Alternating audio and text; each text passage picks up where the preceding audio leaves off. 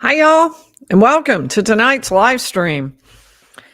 Today was a day that pretty much everyone has been dreading. It was a nightmare of a day for everybody, from the family members, most especially, to the defendant, to just everybody who was watching. We saw the appalling, the gruesome crime scene photos that showed the very heinous crime that was committed against Liberty German and Abigail Williams. I am up here in I am up here in Indiana covering the Delphi murders trial, the murder of two young girls, a 13-year-old Abigail Williams, 14-year-old Liberty German. Right now, 7 years after their murders on February 13th, 2017, Richard Allen is on trial for those murders. And I am up here covering that. It is a very controversial case, but there was nothing controversial about what happened today. Universally, anybody and everybody would condemn what we saw today. It was appalling. Now, here's what I'm going to do. I am going to describe for you what I saw. It made me incredibly angry. I am not sure that I'm mad at Richard Allen, but I am for sure mad at somebody. And we had 4 witnesses take the stand, all law enforcement, and who had gone to and processed the crime scene. We talked about items of clothing that were found in the stream. We saw the brutal photos of Abby and Libby dead. It was a crime for which there really just are not words. And I'm not going to go graphic with it, so you don't have to worry about that. I am going to tell you the basics so you can understand. I will cover all of that, but first I want to talk about part of the unfolding story, one of the biggest stories of this entire case, which is the difficulty getting access to this courtroom, the difficulty making sure that this is a public trial.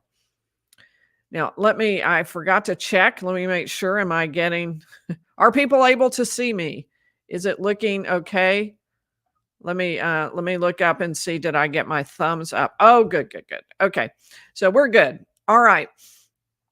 So, and so I want to do a shout out to the first 5 tonight in the live chat: Olivia's mom, AKA Sue, Shannon Potronymic, Patty Brumfield, Drew P. Gambino, and CW. Welcome. Special shout out to the 5 of you. And we have a new member, Bernadette. I missed her membership, and I'm very sorry about that, Bernadette. Welcome, and we are delighted to have you as a member. So let's get into part of the story, the access, the difficulty getting into the trial, seeing what is happening. As we all know, it's not being televised. That's why I drove hundreds of miles, and then that's why I'm here outside Delphi, Indiana, so I can be at the trial every day. This morning, I arrived at the courthouse at 4:30 a.m., and that was too late. I did not make it into the courtroom for the morning session. Now, don't worry, I got notes from 3 different people to whom I'm very grateful. I'll mention them later, and I will cover it all. And I was also there for the entire afternoon when they showed the photographs over again. So I got to see all of that. But I do want to start with talking about that because it is so much a critical part of this story. The question of whether or not there is real transparency around this trial, or whether this is something being tried with a blanket of secrecy over it and the public is not being granted full access. So even though I arrived at 4:36 it was in the morning, I was number 28 in line and only 24 are admitted. Somehow one other person dropped out. So I ended up being number 27. So at that was too late for that initial session. There was talk about how there's room in the back to easily add another row, but the judges made a decision that she will not be adding another row. In fact, there was another row during the hearings held this summer, but that has been removed. And those chairs are, I think, the ones sitting out in the circular atrium just outside the courtroom. So you are not, if you don't get in, you aren't allowed to be on the 3rd floor where the trial is. So here's what happens. You have to go down to the 1st floor and get in line for the afternoon session, but you aren't allowed on the 3rd floor where the trial is. You can go up at the break, but today the jury was running a little late, so the judge didn't take a break. So everyone came out at lunch. They get right back in line. And when the doors open, everyone on the first floor hits the stairs running to the third floor as fast as possible, mad dash to join the line of people to get back in so that now access for the afternoon will be available. And everybody waits an hour to see whether they will or won't get in, just in case something goes wrong. After that hour-long wait, in which there is no lunch, there's nothing to drink, no food could be brought in, there's nothing. So that entire hour, you wait again.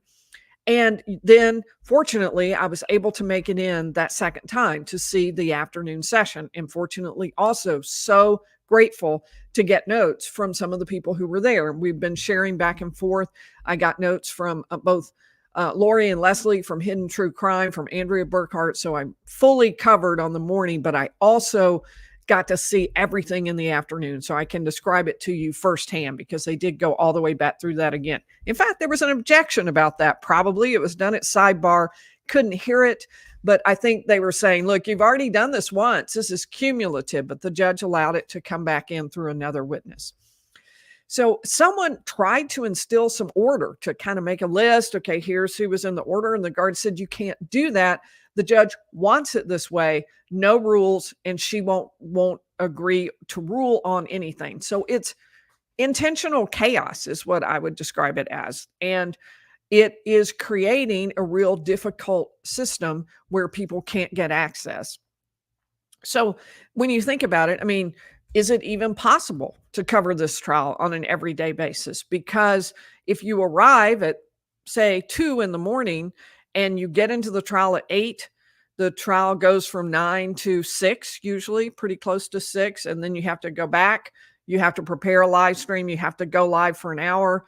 And after that, you're a little too wired to sleep. So let's say you go to sleep at 11:30, then you get up at 12:45 so you can be prepared to make it to the courthouse by 2. Now, is that sustainable for a month, 6 days a week?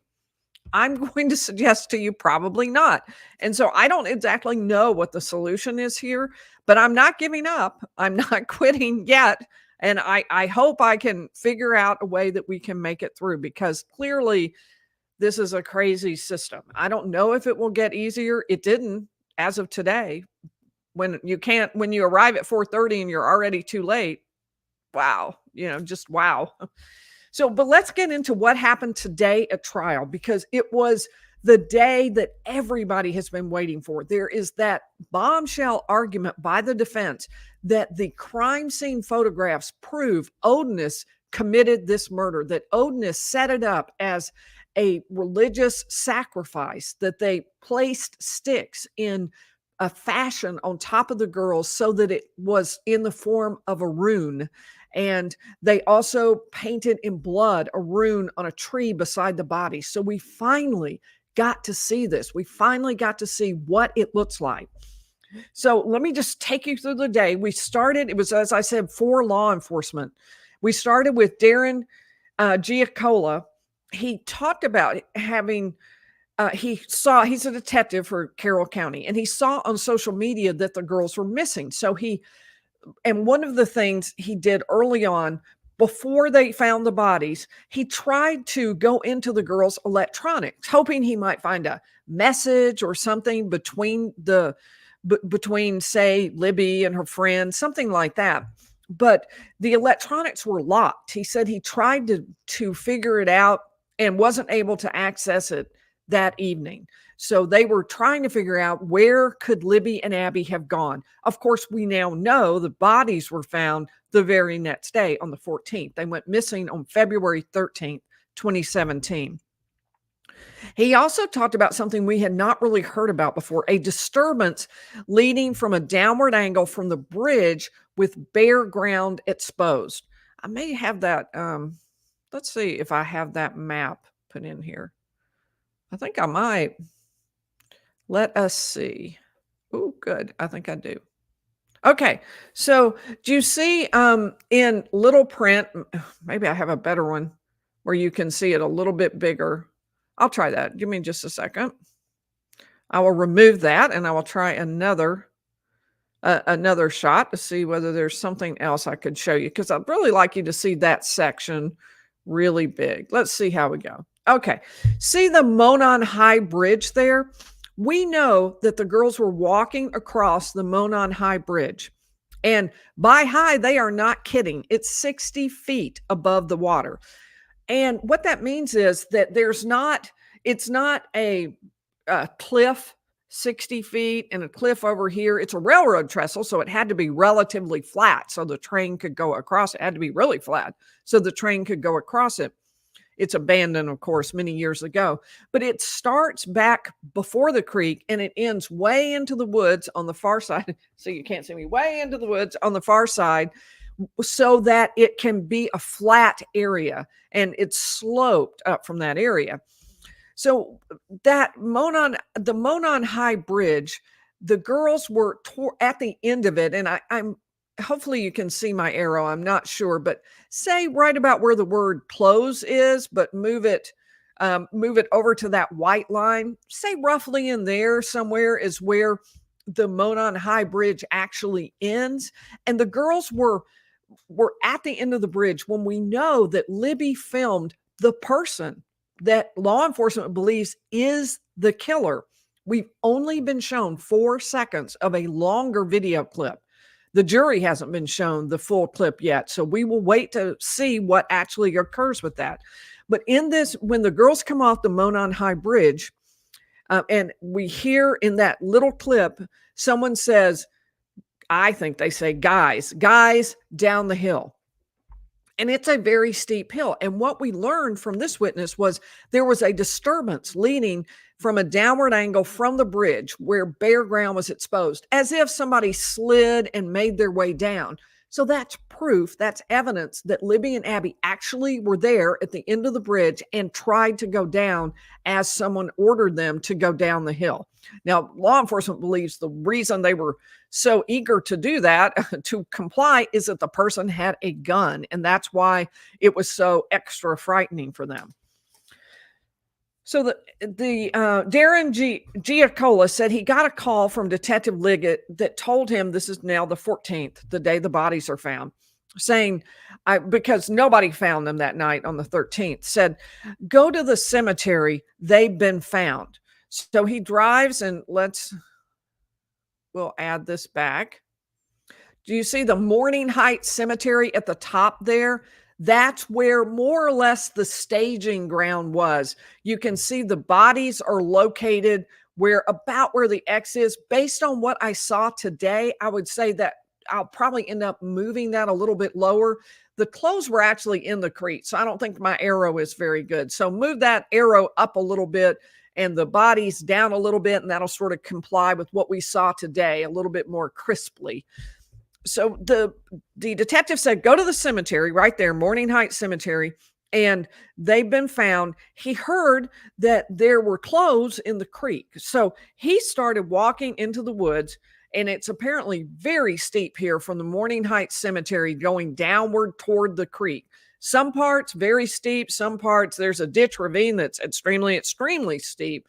And so he found a way down. He said that as he was coming down into the area near where the bodies were, he saw an extremely distraught female coming up out of the area. That is most probably Libby's great aunt, the sister of Libby's grandmother with whom Libby lived.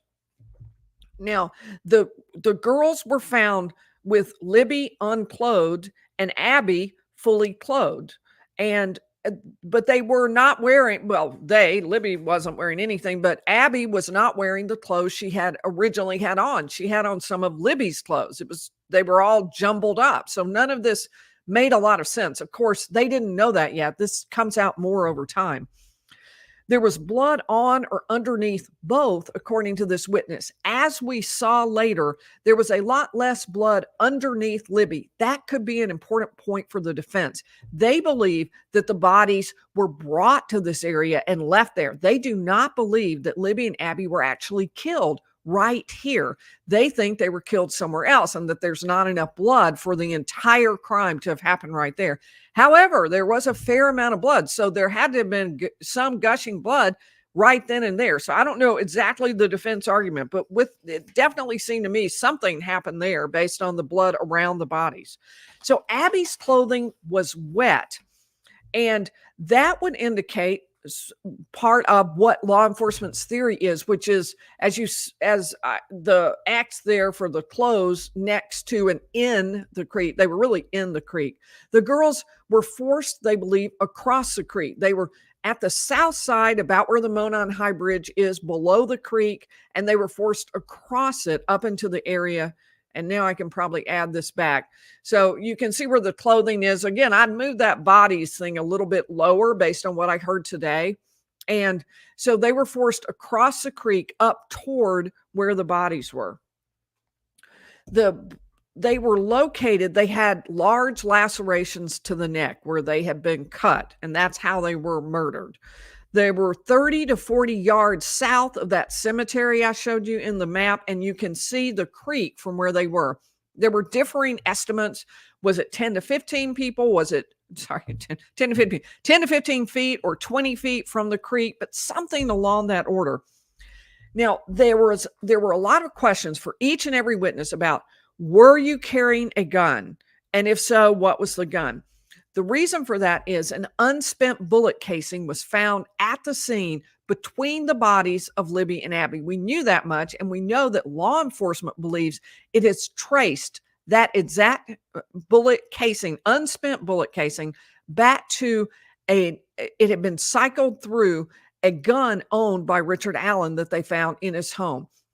The defense argues that's junk science. You can't match an unspent bullet casing to a machine-made gun. That doesn't even make sense. And also, the law enforcement believes that it doesn't. So law enforcement, defense believes that it also doesn't match the whatever incidental things were slightly different about the gun. It doesn't match what you see with the bullet casing.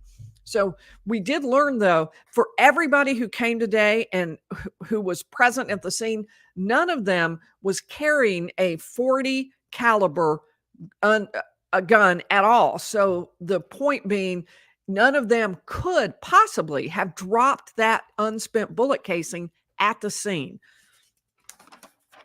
So they did find in the creek, this witness told us, a multicolored shirt. Libby had been wearing a tie-dyed shirt and a tennis shoe stuck in a root inside the creek. From a distance, he was able to see a whitish color that stood out, and that he talked about the gruesome, the large lacerations to the throat is how I'll put it. And there was, since I have notes from 3 people, I'm trying to consolidate them. I felt like I'd done it all, but there may be a little bit left to do. They also talked about how incredibly steep it is. And I talked to some people today who actually have been there, and they had to use all 4 limbs in order to climb up to get to where the girls are, where it's a little flattish, and the bodies were there on a flatter area. But to reach that is extremely steep. One of the arguments the defense makes is, how is that possible? I mean, how does one 5'5" guy corral 2 girls, get them to climb up the hill while he's climbing up behind them, and obviously can't be aiming his gun at the exact same time, and get them to do all of these things, unclothe themselves, change clothes, whatever, all without screaming at all, because there are people around who could have heard and they didn't, and then murder them again without them having said anything and without them screaming or letting out anything that would notify people around them. It's a mystery and not yet fully explained, but he did talk about the fact that it was really steep, that you needed your hands to descend. He was talking about coming down from the cemetery to where they were. He did say too, he had heard about the clothes in the creek, so he went toward the creek. He ended up actually passing the bodies. He apparently went pretty near them, but didn't notice them at that point. Went on down to the creek, and then they said, no, go back up. He turned around, and that's when he saw the whitish shapes that he had seen. one of the things he talked about doing was calling other people. That was a really important point because of the fact that there's been a question about Libby's cell phone. Libby's cell phone went off about 5 o'clock, didn't receive any messages. Then suddenly at 4:33 turned on again and 15 messages downloaded. The defense says that's not possible unless somebody is manually turning it on at 4:33. So the jury has been interested in what cell phone service did people have. Now, this witness said he didn't recall whether he had his personal or his work phone, but his personal phone used AT&T. We don't yet know, I don't think anyway, what Libby used either. If the jury asked a question earlier that told us they were thinking, all right, if her phone didn't work and other people's phones worked, then maybe that would tell us something. If maybe this is just a place for bad cell reception for Verizon or AT&T. So we will have to wait and see exactly what comes out from this in terms of how many witnesses and what exactly Libby's phone used. But it was a really perceptive question earlier by the jury. And the jury had a question after this witness as well.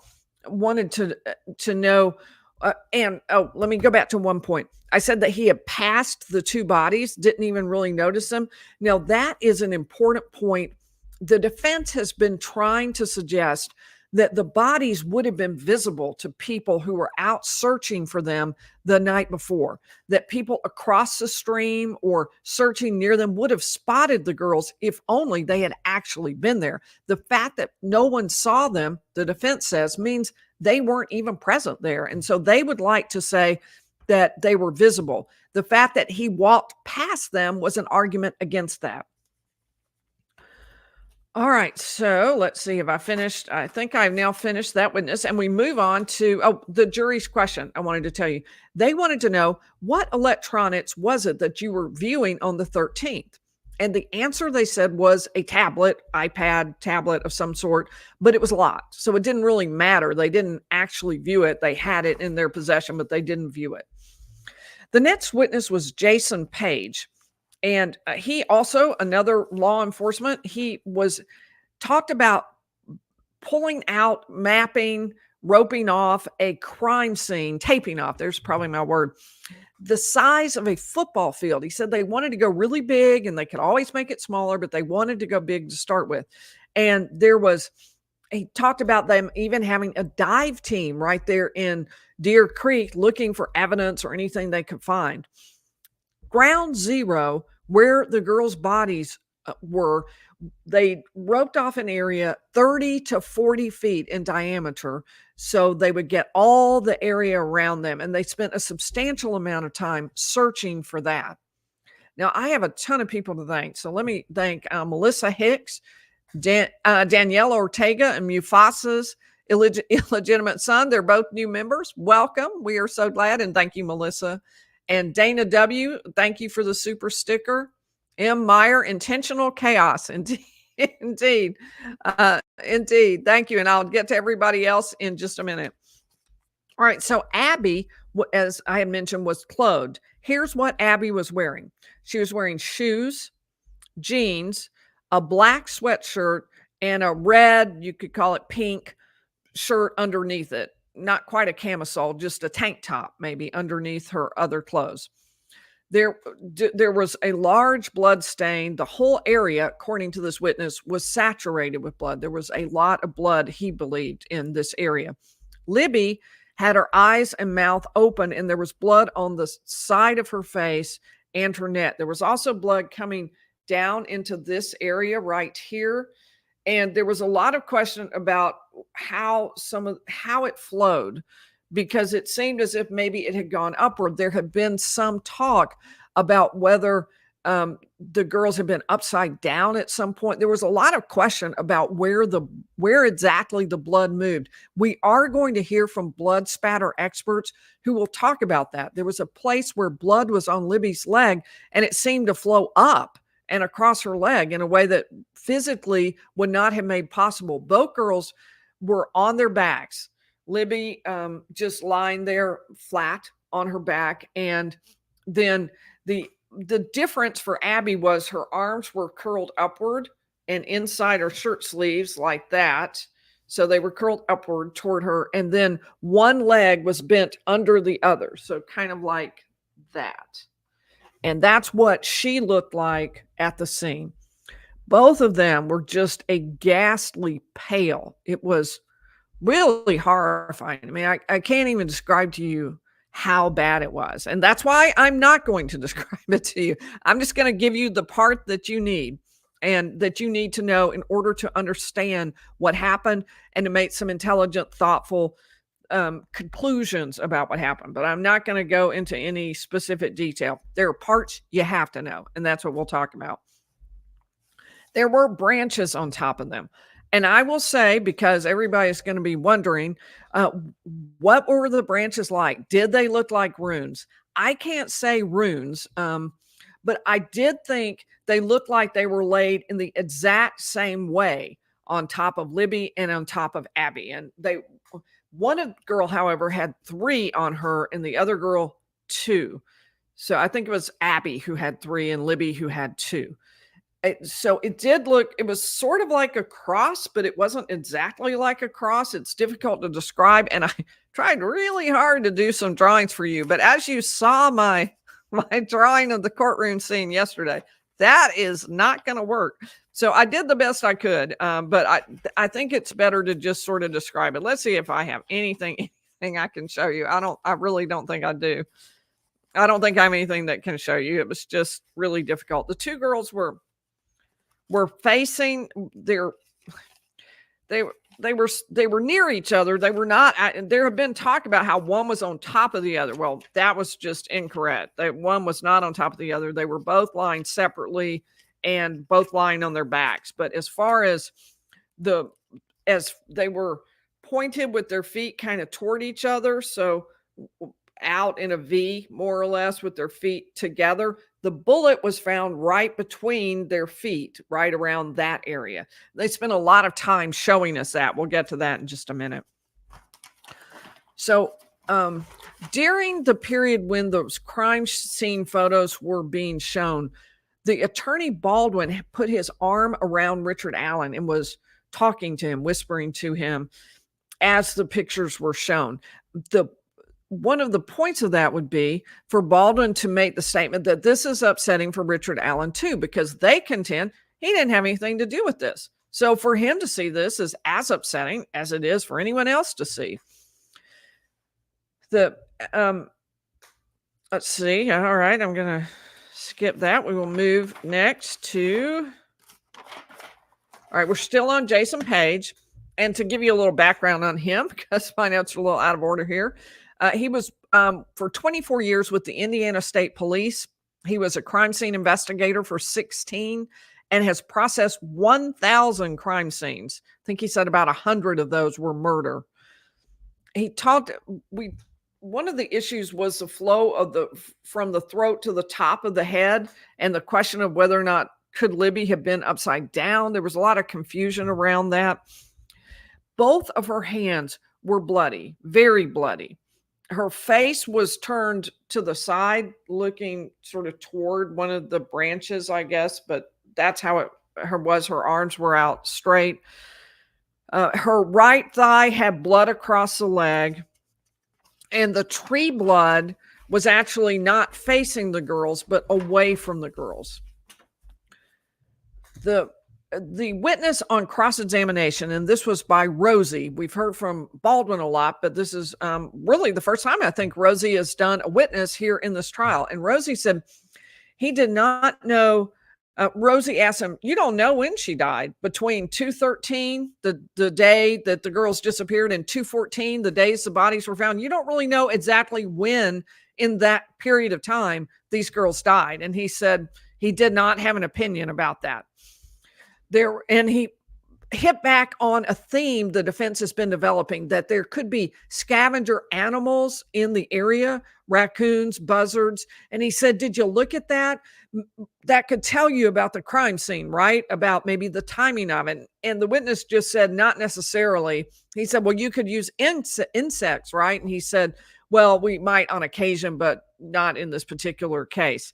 The witnesses were definitely not giving the defense any answers that the defense wanted. They were primed to not give them the answers. So that was throughout the day. Then Rosie asked a question that I thought was a little bold. He said, "Have you heard what happened at the crime scene was leaked to the public early on?" And he said, "No." And then Rosie said, "Well, in 2017, are you familiar with photos being leaked or information about the crime scene?" And he said, "No." The reason that was a little bold is because, of course, the defense has been accused of leaking photographs of the crime scene. And it wasn't the defense, but the photos were laid out on a conference room table in one of the attorney's offices. A friend, former employee, came in, took photos of those, and then distributed those to some podcasters. At that point, no one published them. And in fact, one of the podcasters notified law enforcement that they had received this, and they felt like they probably shouldn't have received that. At that point, then the judge fired the lawyers. She got really angry. Supreme Court reinstated them. That's a whole can of worms. But what happened at the crime scene was leaked twice then. And so I thought it was a little risky for him to ask that, because the witness might have said, "Are you sure you don't mean the time that you leaked the photos?" And it would have been really a bad situation. But the witness didn't say that. He also, Rosie, talked about the fact that there is not a lot of evidence connecting Richard Allen to this crime scene. DNA, he said, that's something you take extra precautions with, right? He said, "Are you aware of any DNA evidence?" And the witness had to say, "No, I'm not." And there was this, I think I wrote this down pretty close to a quote. There was no trace evidence material to this case. No trace evidence material to this case was recovered. So they didn't get fingerprints. They didn't get DNA or some blood of Richard Allen's that was left, which would be DNA, or anything else that connected him. He didn't drop his wallet. His keys weren't there. There was nothing physically to connect him to this crime scene. The witness admitted, "No, we don't have anything like that." They did not try to recover trace evidence from those sticks that were across the girls. The defense cites this as a missed opportunity, that if only they had made more of an effort, they could have gotten this. They said, "We did examine them, but the witness later talked about the fact that they just didn't even collect them." I'll get to that in just a minute. Abby's clothing was damp, suggesting that supports the theory that the girls were moved across the creek. And you're going to see several things throughout this that will support that. The witness said he looked up the weather report for what was the weather like on February 13th, 2017. In fact, he said he just looked it up a couple of days ago. And the high that day, we'd heard it was unseasonably warm. The high was 70 degrees. The low, though, was 34. So the girls, if they were killed that afternoon, were out all night in the cold. He also talked about shoe impressions that were photographed around the scene and also on the south side of the creek. And the defense says this is also another missed opportunity, and it's another way to show that Richard Allen's not the guy. They talked about the fact that those footprints didn't include a small man's footprint. The only thing they found was a partial impression moving down from the Monon High Bridge toward the creek, and they thought that was probably Libby's shoe. So there was no man's shoe, small man's shoe mixed in with that. That meant they couldn't connect Richard Allen to being with the two girls as he took them down the side of the hill, which is the prosecution theory. He talked about the hair that was in Abby's hands and how long it would take to process it. They are waiting eagerly for that hair to come back. For some reason, which is just not really understandable, the prosecution waited 7 years to test a hair that was in Libby's hand that had a follicle on it and therefore had DNA. It appears that it is female DNA and that it matches one of Libby's relatives. So it doesn't sound like it's going to be a bombshell. It's not some man's hair that she grasped as he was attacking her. It's not like that. it appears it's just going to be she was trying on her sister's shirt and she got a hair on it. Now, could there, in theory, be some connection between one of Libby's family members and the murder? I guess possibly. I think that is a really, really, really hard sell. So I think that it would be difficult for that to really end up benefiting the defense. But they did nonetheless talk about it. All right, let me thank a couple more people because we have tons of people I need to thank. Stryker Anderson is a new member. Awesome. Hope Evans, thank you for your super sticker. And Nell T is thanking me for the coverage. It is not an easy trial to cover. That is all I will have to say about it. Thank you. Thank you very much, Nell T. And Nemesis, you trust I won't give up. I hope not, but that I can only go 1 to 2 hours of sleep a night for so long. We will have to see if I can figure out a way around it. And if you have suggestions, put them in the chat, because I think what is going on right now isn't sustainable. There has to be another way of accessing it and getting the information that we very much need out of this trial. It is so critically important and a constitutional right that every defendant have a public trial. And that is not something that we do it's not just words we put in the Constitution. Part of the reason we do that is because we really do believe that if there's not oversight by the public into the trial, then there may be injustice. People may be convicted wrongly. They may be charged wrongly, and they may be sent to jail when someone else committed a crime. So we are specifically wanting to know if Richard Allen actually committed this crime. That's ultimately the question in a case, and public oversight is what makes it really clear that the trial is fair, that he's receiving every possible opportunity. And may I say, by the way, the jury is so engaged. They are doing such an amazing job. They are writing notes. They are leaning forward. They are hanging on every word. It's really impressive. All right. Clever Nickname is a new member. That's fantastic. Nemesis, super sticker. Thank you very much. I appreciate that. And TLA is a new member. I'm going to thank you, TLA 1616, Terry. And Tom 23, I'm going to stop right there. Super sticker. Thank you so much. All right. We are now going to get into the bullet casing.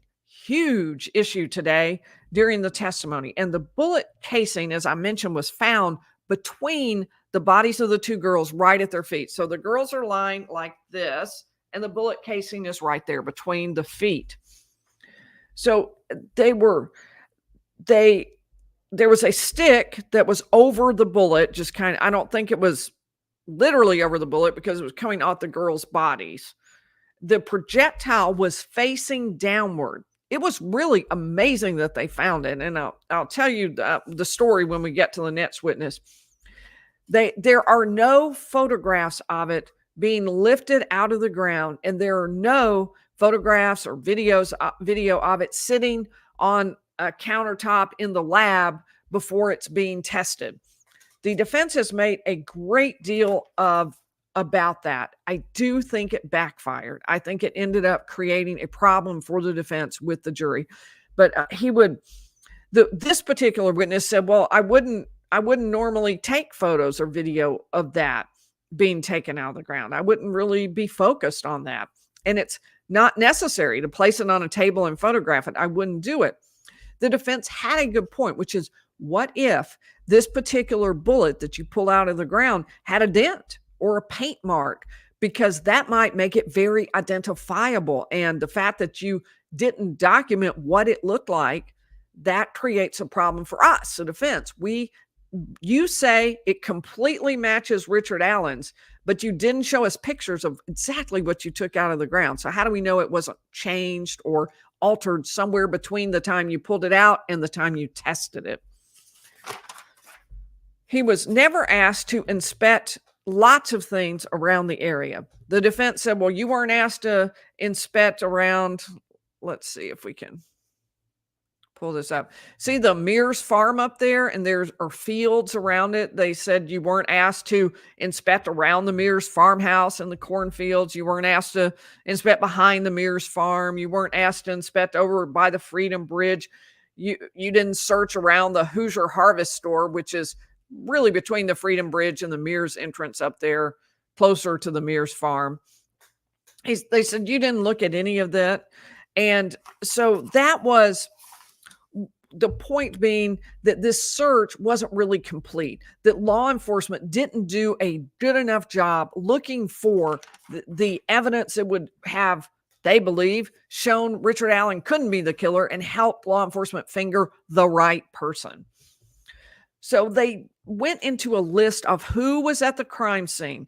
That was one of the huge issues by the defense, is maybe someone else dropped this .40 caliber casing right there between the girls. After all, there were law enforcement people in and out, but the prosecution has person by person eliminated that defense. Each and every person, they say, were you there? What gun did you have? What if you had one at all? And if you did have it, what kind of bullet casing would you have had? Or what kind of bullet did you use? And without exception, they've all so far said that they've limited the number of people who were there. And so far, each one of them has said, I did not have a .40 caliber gun. Some of them said I didn't have a gun at all. And they've talked about how careful they were keeping people out of that area. Now, another suggestion that a rumor had been that maybe that bullet was planted and it wasn't found until some days after the murder. That was definitely dispelled by the fact that there were actually pictures of the bullet with the body still present at the scene. So we'll get to that in just a minute. All right, let's see. Anything else about that?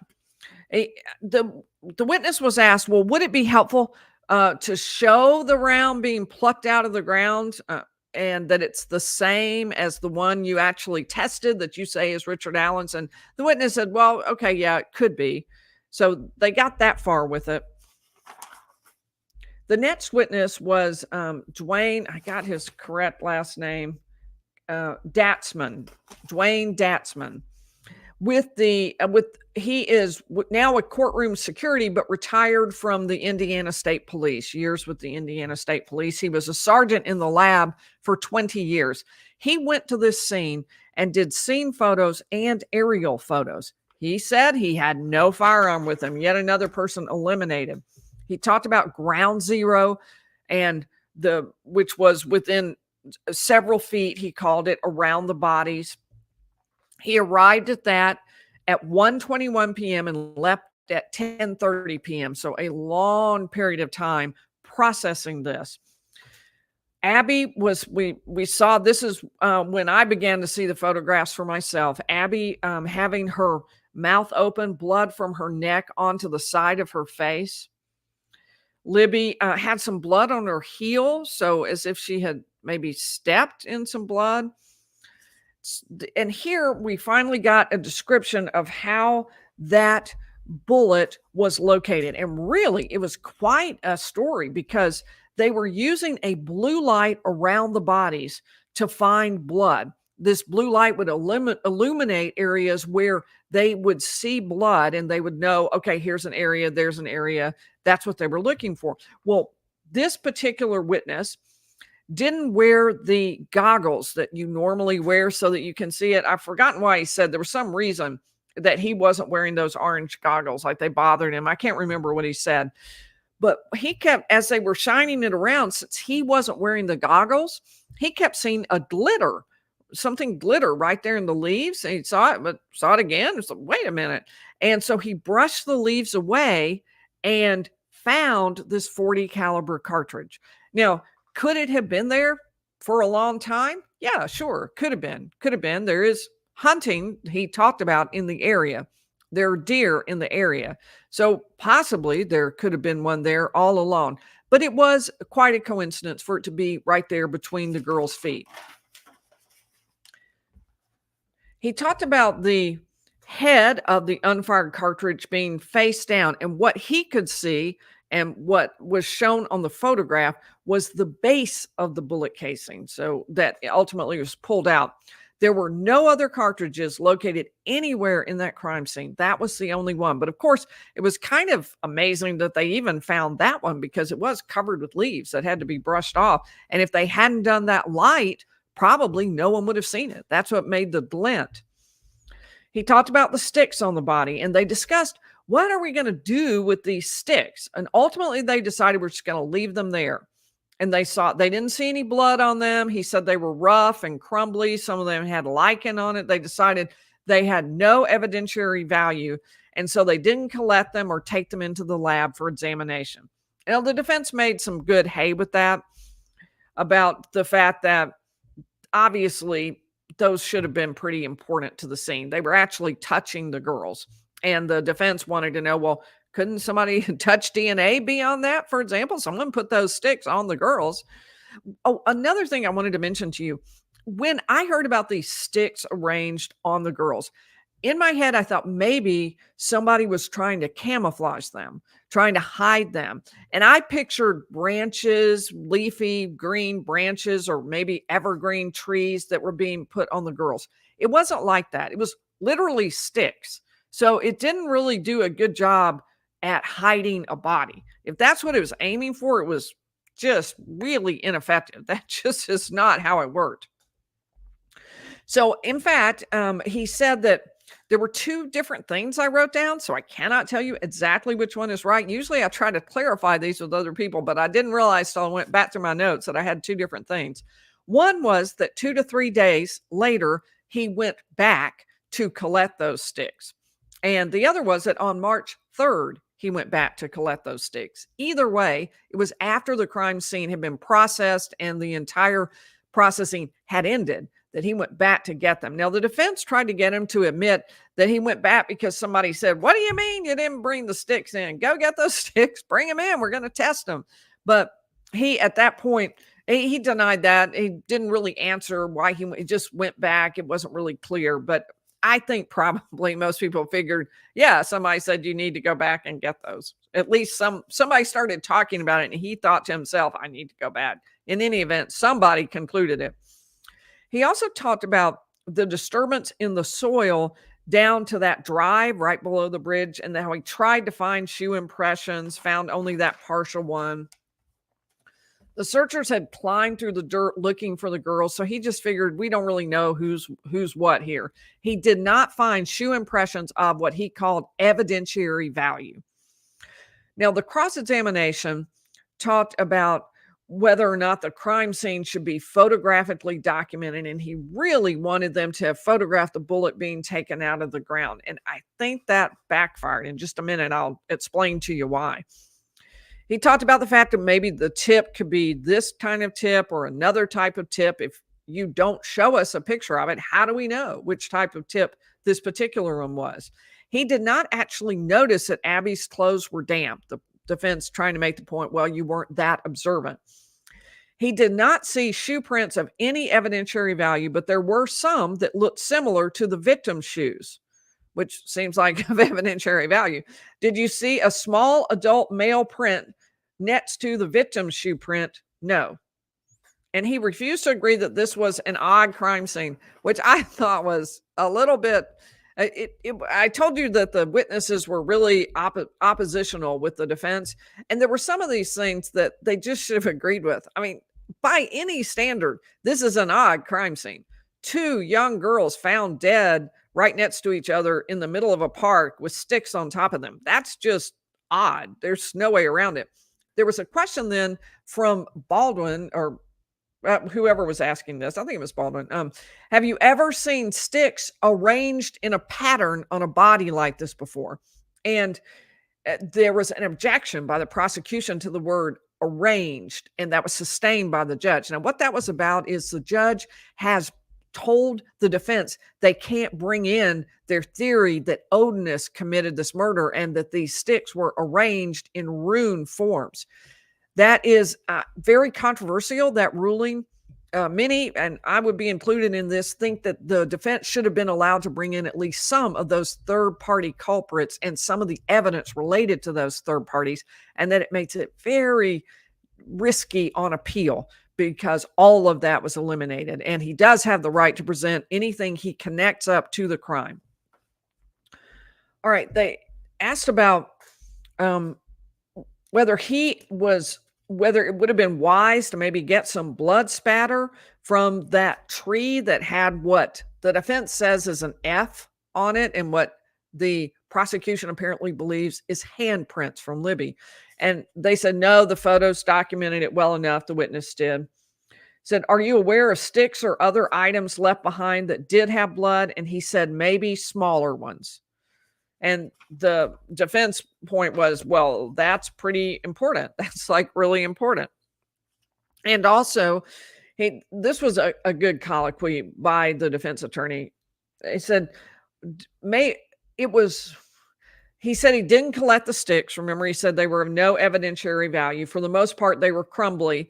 And then Baldwin, and it was Baldwin, said it was, if it was rough, couldn't there be skin cells on it? And he said, well, maybe. Wasn't it a mistake not to get that? And the witness said, well, I don't think so.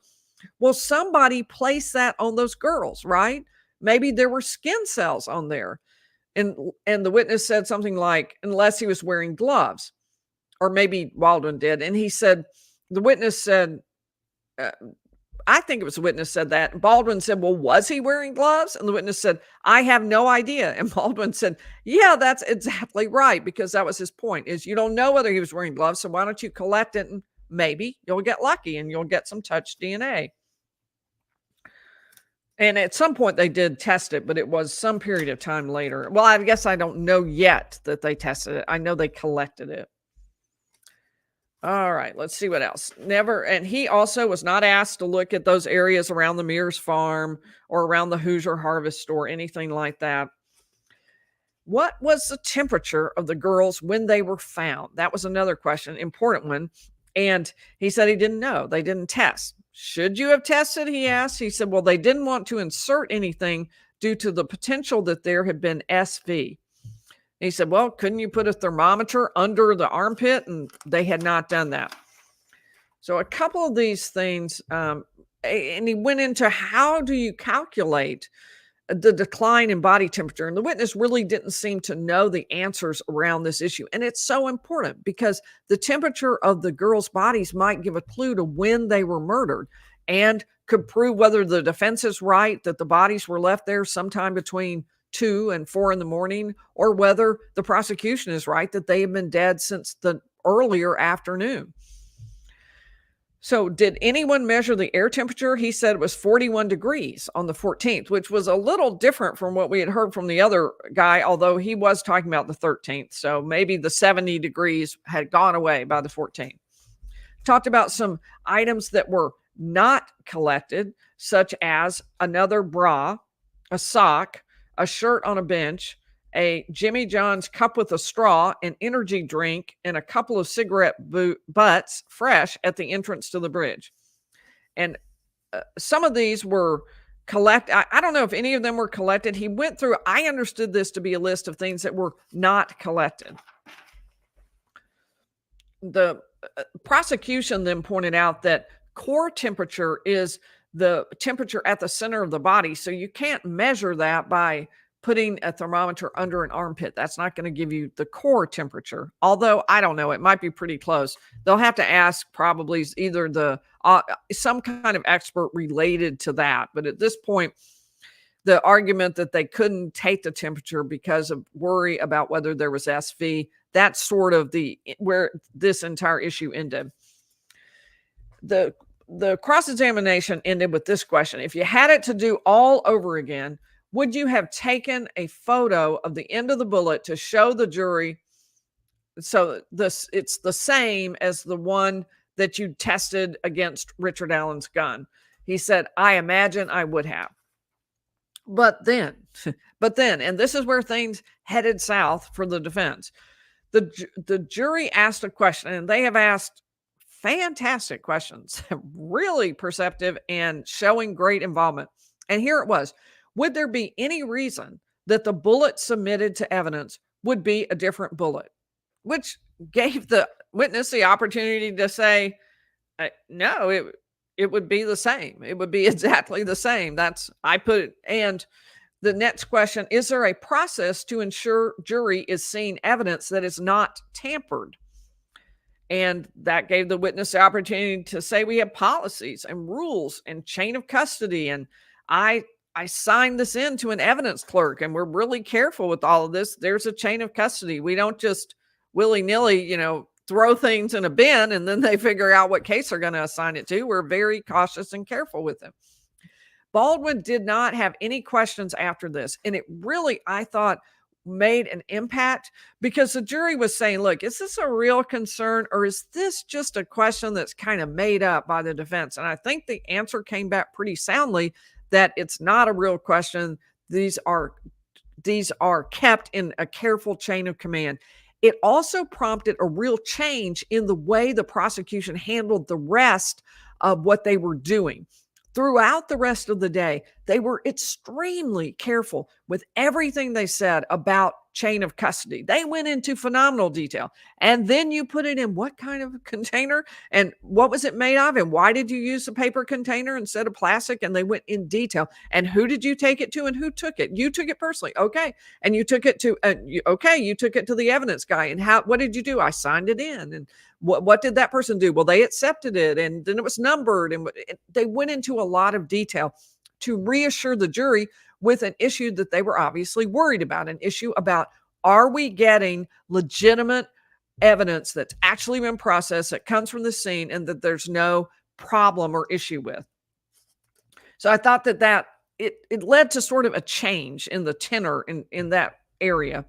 The final witness for the day was Brian O'Leahy, who was employed by the Indiana State Police until 2021 when he retired. He was a crime scene investigator for 7 years. Before I forget, let me thank some more people. I am so appreciative. You do not know how much I appreciate your super chats, your nice comments. It means a great deal to me. So let's see where Tom 23 was. And then I'll put, we have new members, Tangerine and Brandon McCroby. Welcome to both of you. And Gingy Probs, I'm stunned by the lack of access. It seems like you tell us about a new barrier each day. So it's a new issue each and every day. That is really how it's been. And it is difficult. It is difficult to see the case. And I am still here. So there you have it. That's what I have to say so far. And I do want to say thank you, Sky Goddess, for your super chat. And I would definitely give a shout out to our mods, Marlon and Mama Pinks, who are doing extra work during the trial. I really am so appreciative. Hope Evans, new member. And then Finn, can a higher court get involved with having an overflow room? I don't think any higher court is going to order something as specific as an overflow room. That would have to be done by the trial court. All right, let's head back over to our notes for the day. So this next witness arrived at the cemetery. Well, remember the cemetery right at the top there, right at the cemetery, and talked about how it drops off fairly abruptly and steeply, sharply was his word, from the cemetery down to the creek. It's heavily wooded. We got several hints today that maybe there were trail cameras. Well, that would be incredible evidence, right? It might show people walking through. That would be great. But although it was mentioned twice, apparently there either were no trail cameras or no one actually got footage from them. We didn't get anything from that. And from the way the witnesses talked, I don't think there is anything. Now, he was a little unclear about whether he had a firearm at all, but if he did, it had 45 caliber, not 40 caliber bullets in it. Then we went into a little more detail, this witness did, about what exactly was found in the creek, the clothing that we found there. And we had been talking about that on earlier of our broadcast, and so we got a little bit more. There was a camisole that was black with a pink emblem, some kind of pink logo on it. It was a size large, brand Faded Glory. There were jeans that were inside out, and the underwear was inside them, kind of hooked to them. And there was a tie-dye shirt, extra large. So all of those things probably would have been, well, not the jeans necessarily, but the other things would have been things that Libby was wearing. The jeans might have been Abby's, and then Abby's was wearing Libby's jeans at the scene. We didn't get a definitive answer on that, but that's what I think they were saying. There were also footed ankle socks, black with some debris on them. There was a handkerchief or bandana, which I think Abby had been wearing earlier. There was a Nike shoe in the creek, large and still tied. Oh, Libby's, not large. There, I put an L there, and it was still tied. Now that was important because the witnesses were trying to suggest that it came off, it got sucked down maybe in the mud or something as she was being forced across the creek. That's why she lost one of her Nike tennis shoes. One thing I did think, they showed us a picture of the bottom of Libby's feet, and they were dirty. They had dirt on them and blood at the heel. But it did seem to me that crossing that creek would create a, especially if she wasn't wearing clothing, she would definitely have scratches, that her feet would be cut up, and it didn't appear that way from the picture. So that may be something that we see the defense head into next, is do they have injuries consistent with having been forced across the creek, especially Libby, who apparently was not even wearing shoes. And there was also a zip up hooded gray sweatshirt fleece that was submerged between the jeans, and then a clump stuck on a root that had the shoe and the tie-dyed shirt on it. So all of those things were there in the creek, sort of along a line there. And there was blood on the back of Libby's leg, is what I wrote there. I did not, when they rolled her over, I personally didn't actually see that. He talked about in detail, like I told you, about all the steps he took. He wore 2 pairs of rubber gloves so he wouldn't contaminate it. He took swabs. And talked about all the different things he did to try to preserve and make sure that anything he took, like DNA samples or swabs, anything was pure and pristine and didn't get contaminated by somebody else at the scene. He talked about the lockers, how they put them in an individual locker. They connect it to a particular case. They have an evidence clerk. He just went into a whole lot of detail to reassure the jury that they were doing everything they could to get accurate evidence to the jury. All right, underneath, and we did finally see, they rolled Abby's body over, and underneath we could see that one Nike shoe, and next to it, the phone, which had a Harry Potter case on it. And to me, that was so poignant because it was such a teen thing. You know, she thought that was cool. She really liked having Harry Potter on her phone. And just the contrast between that and just sort of the joyful youth of that, and this scene where these 2 bodies are lying there. And I thought that was very poignant. I thought that was really telling about what exactly this scene really means. They were cold to the touch, the witness said. Rigor mortis was pronounced and set, which would suggest the bodies had been there for some period of time. I imagine we'll hear from witnesses with different ideas about just how long that was. The jeans that were on Abby were too large for her, suggesting she was wearing Libby's jeans. That has always been a very confusing point. How and why did they swap clothing? How exactly did that even happen? There was another shoe.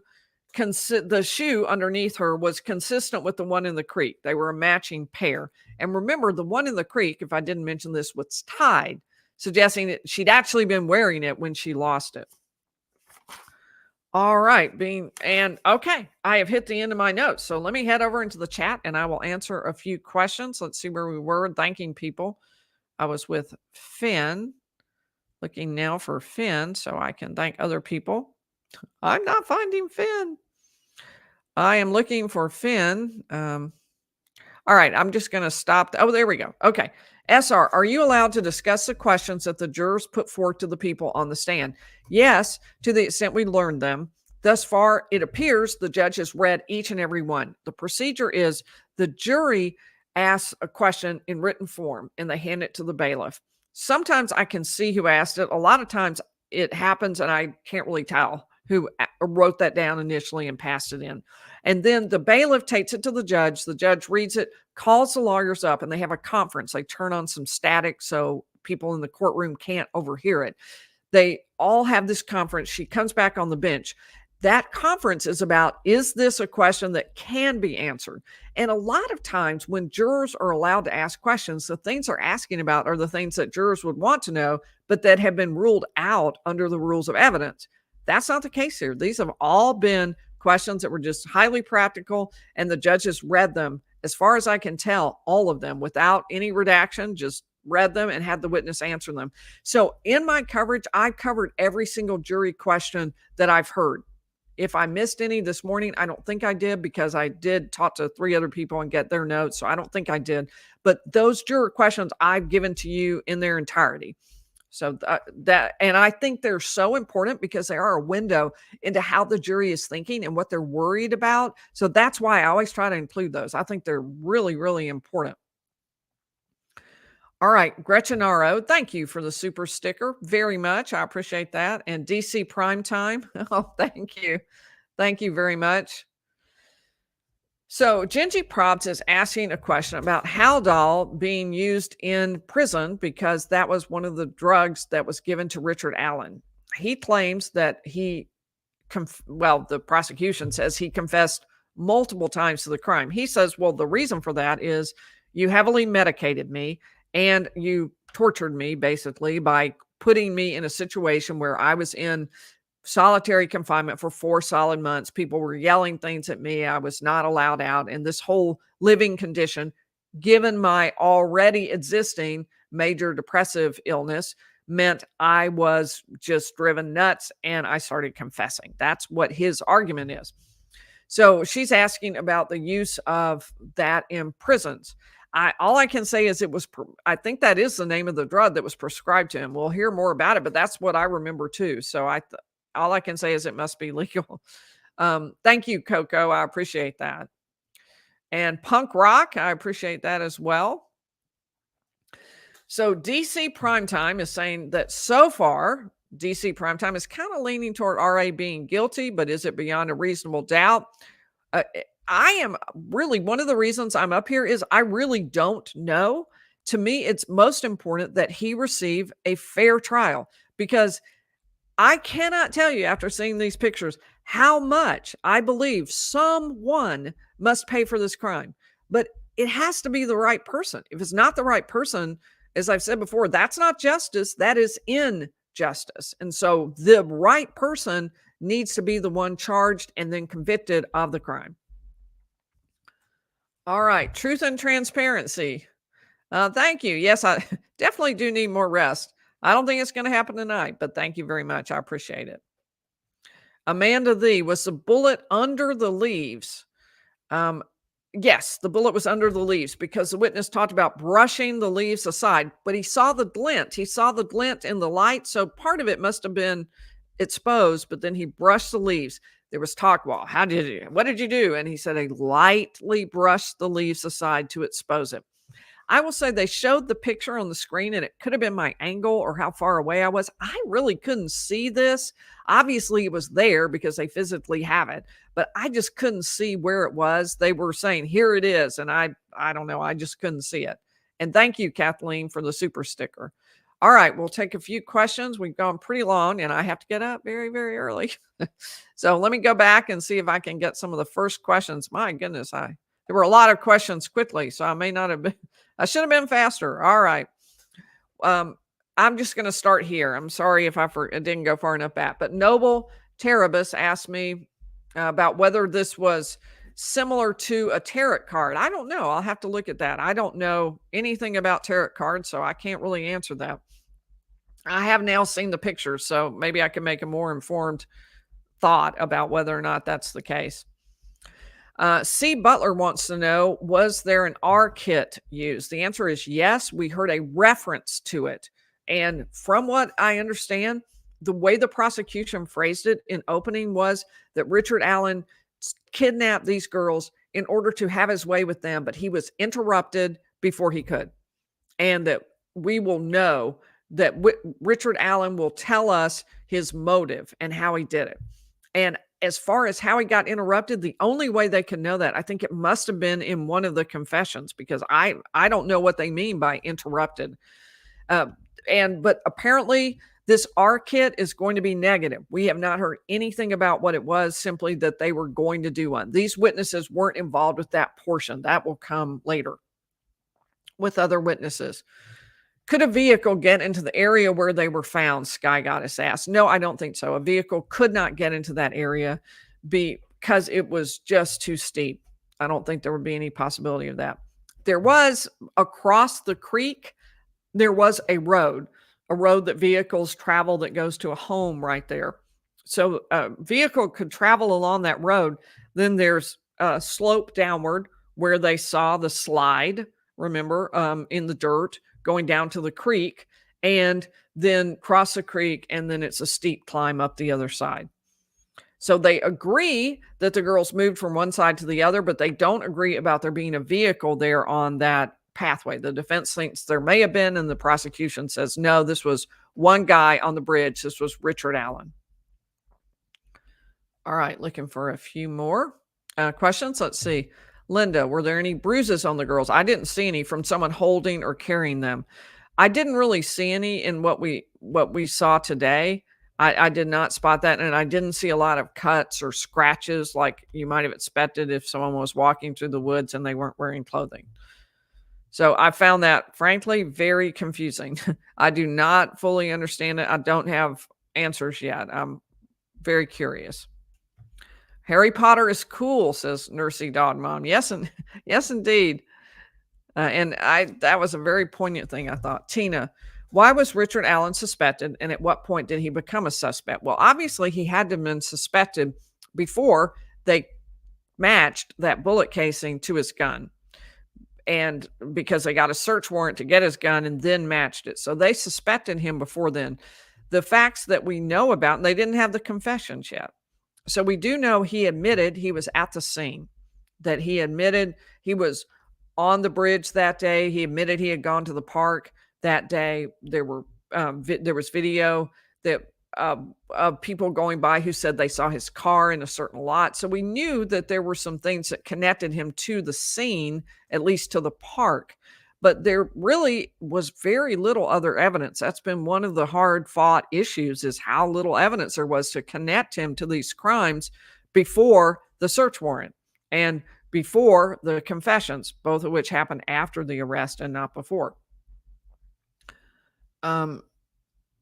So a grape kit. All right, that's what I'm supposed to call it. All right, April Osteen.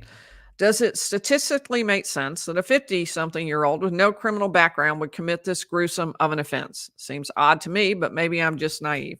Could the defense bring that up? I think they will, to the extent they can. They may not be allowed to talk about the fact that he has not been arrested before or that he hasn't been convicted of a crime before. And so that may not come in. We'll find out how far the judge will let them go talking about that. I'm guessing they won't get that in, but they obviously, the prosecution won't be able to point to a long string of crimes that were very similar because there simply are none. Can you tell who the juror questions are coming from? They are fantastic. I totally agree with you, Aaron C. And I imagine it is one or two people. I saw one guy ask a question one time. I saw him, rip the page off and hand it in, but that's the only time I've actually been able to spot it. And I can, depending on where you are, you can only see certain jurors just from the particular vantage points. I haven't spotted it, but I'm on the hunt. I will see if I can figure it out, whether it's just one person, lots of them. Is there anything that can place Allen at the scene? Yes, there is. Allen, he himself placed himself at the scene. Now, there is a big issue about whether he was gone before the girls were forced down the hill, before they were murdered, even on the government's time frame. The state says that they were killed sometime in the afternoon, and he may have left, according to him, as early as 1:30. That's been stretched out to maybe 3:30, so there could be overlap. Both sides are still battling the timeline, and we will be starting our timeline really soon, where I will be going into what is that, who did what when, so we can kind of look at that and watch it unfold as they put in their evidence and make that very argument. Leslie, how is the jury responding to the defense? Do they seem like they agree with innocent until proven guilty? I think they've responded very well to the defense so far. I think they do agree with innocent until proven guilty for the most part. They agreed during voir dire questioning that, yeah, that's what they would do. And so I think they were making a real effort to do that and to wait. That's what Baldwin kept asking them to do. Wait for our evidence, wait for our case. Don't just decide right away after you've heard a little bit from the state. Give us a chance. They were trying to do that. And I think that they are agreeing with that, and they are trying. I did think that one question today actually was a pretty significant one. I thought there was a shift when the prosecution made a point that the defense argument really wasn't making sense. The defense was arguing that there should have been photographs of the bullet as it was taken out of the ground. There should have been photographs on a table in the lab, and there weren't. And the jury said, well, is this really a deal?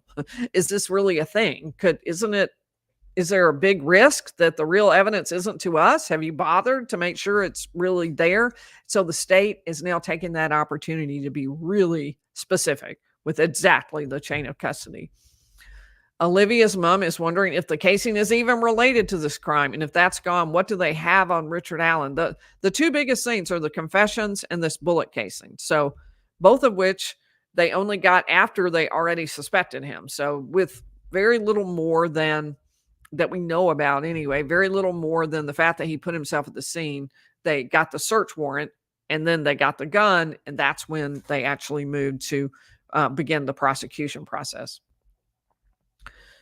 S. Cypher wondering about appeal. I personally have said I really think that completely eliminating all third-party culprit evidence, that opens the door wide to an appeal. You never know. The appellate court may decide that there was sufficient evidence, maybe through the confessions, that it was harmless error, but these are some pretty big harmless errors. We'll put it that way. Could you see Richard Allen's reaction or expressions during the crime scene photos? No, he has got his back to the gallery, so I can't see that at all. I'm not able to tell anything about what he's saying or thinking or any expressions. Wouldn't the amount of blood at the scene, Beulah Martin asks, tell them if they were killed there or not? Also, weren't they able to give an approximate time of death? So Beulah Martin, that is such a great question, but the two sides differ on that. What the prosecution believes is there is a lot of blood at the scene. It happened right there. What the defense is suggesting is maybe not so much. So let's see. Where was I? All right, let's get Cat Napper in here. So yeah, they were really horrific pictures. Thank you, Cat Napper. I appreciate the thought as well as the super chat. And then we are at Kathleen. Thank you. Yeah, I think the transparency is critically important. I think it matters. I think it matters for our Constitution and for our country. Connie, thank you so much for the super sticker. And Camilla, a member for 4 months. Fantastic. Thank you. Megan, thank you for that very generous super chat. And is it possible for us to start a rotation? That's what I've been thinking about too. We may need to do that so we can make sure that there are attorney eyes on it at all time and the reporting can come through to you. It's hard to give up wanting to be there for every bit of the testimony because hearing it yourself is something, it's hard to replace that. It really makes you understand more. But just practically speaking, I think that probably something along those lines is what's going to have to happen. Kathy from Western Australia. Cool. That's really cool. I appreciate your watching. And Camilla, thank you so much. I appreciate it very much. Take myself to a nice dinner. I did that last weekend. Somebody gave me a steak dinner on one of the super chats. I said, I'm doing that. I am doing that. So I did. All right. Well, I will see you tomorrow night. Just to remind everybody, I typically go live at 7 p.m. Eastern. When I come back from court, I have to go through my notes. I try to sort of condense them and organize them a little bit, mostly cut them down so that I can give you just what you actually need as opposed to every word that I wrote down. I write a lot of words down that were said, so I try to cut that down. So I don't always go right at 7. During this period of time, I just get my notes done. As soon as I have them ready and I can talk to you, that's when I'll go. I may try to do tomorrow a short summary too. We'll check on that. That might be something I'll do earlier in the evening. So I will see y'all tomorrow somewhere around 7, maybe more like 7:45. I'll look forward to it.